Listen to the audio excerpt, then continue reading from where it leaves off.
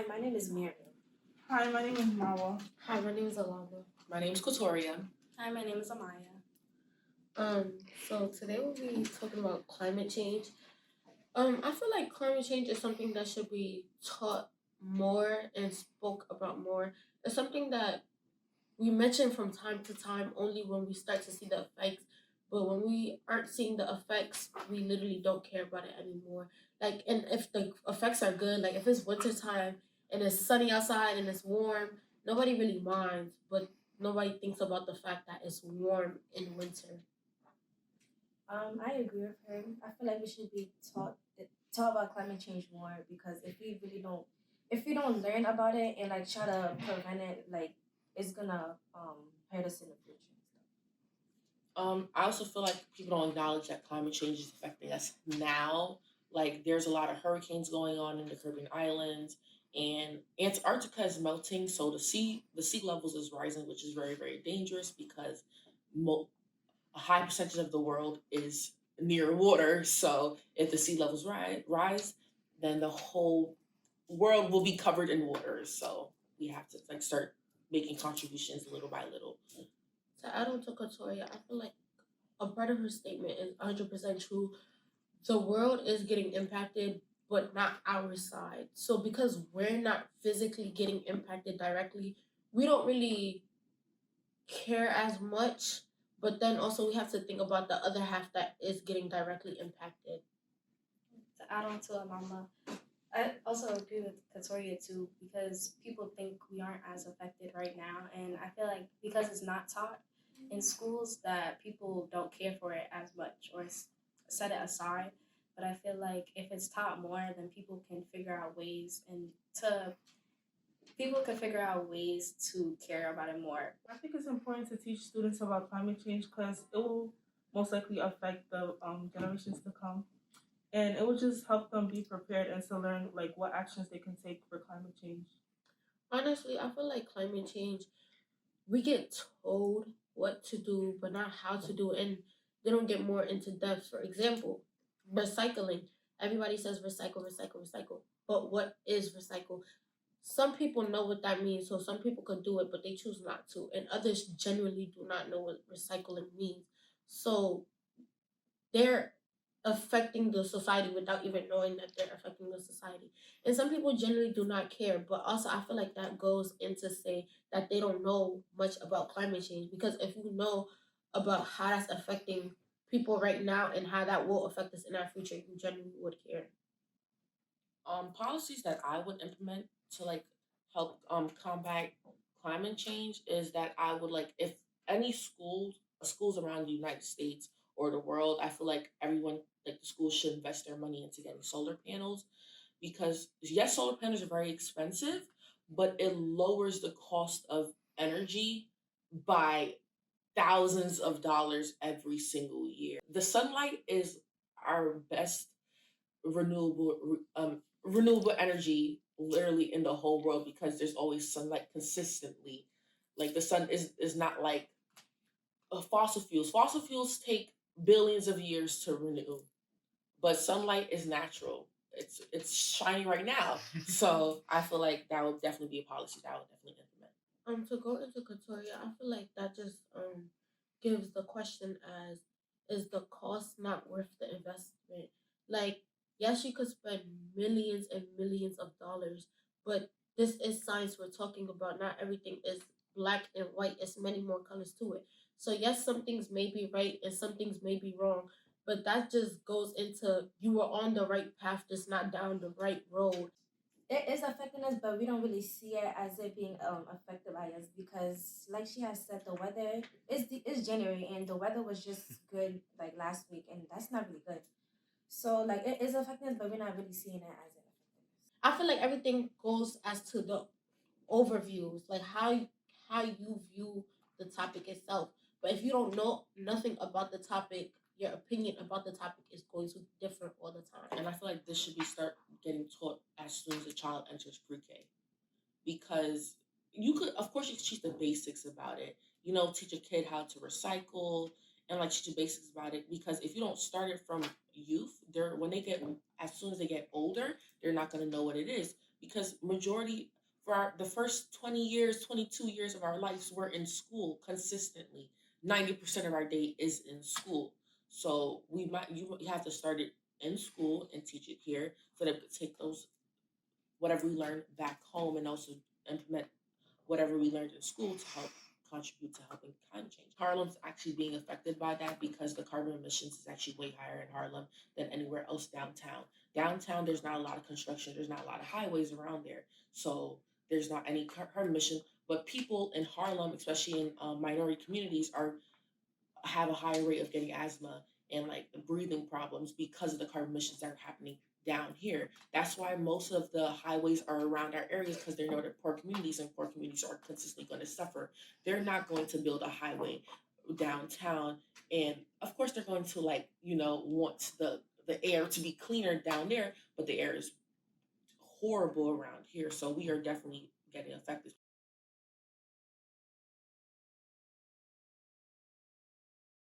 Hi, my name is Miriam Silla, and today I'll be talking about climate change.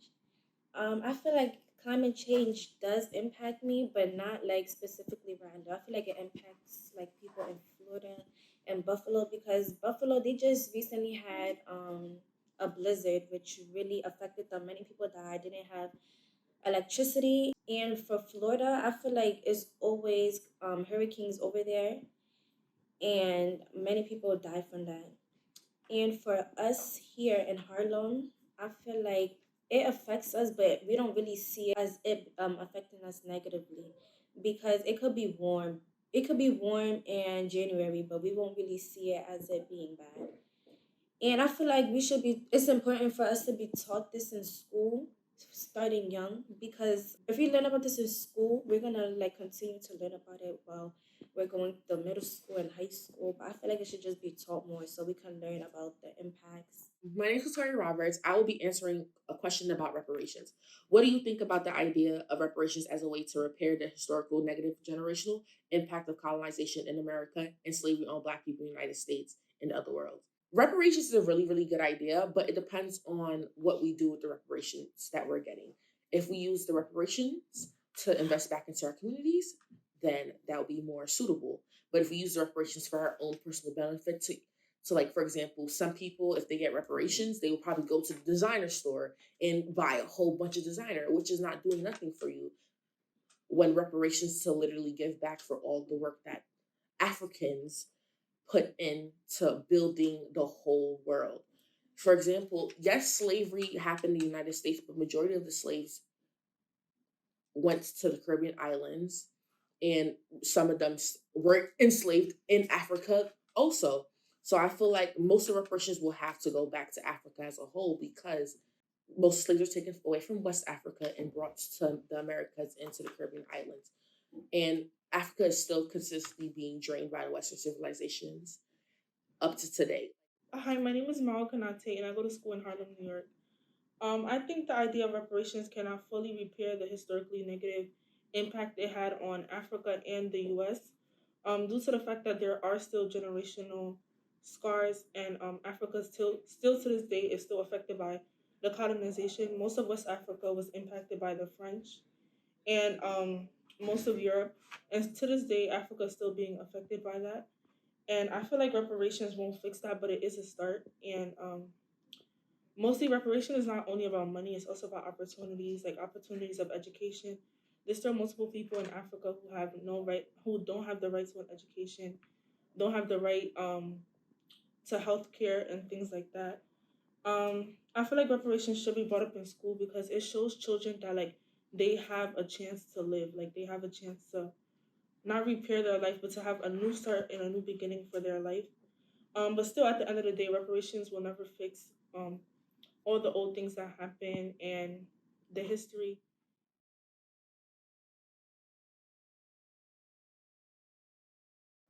Hello, my name is Alama Sise. Um, Today I'll be answering the question: if you have an understanding of reparations, why is it an important topic that like reparations should be brought up in school? I look at reparations from two different opinions. Some may think about it as just money, but I look at it as a new chance and a new opportunity. if you look at it as a new chance and a new opportunity, I feel like reparations is something that should be taught in school, because I feel, in honesty, no kid actually understands what reparations actually is. If it's not the money topic that they're looking at new chance and new ideas.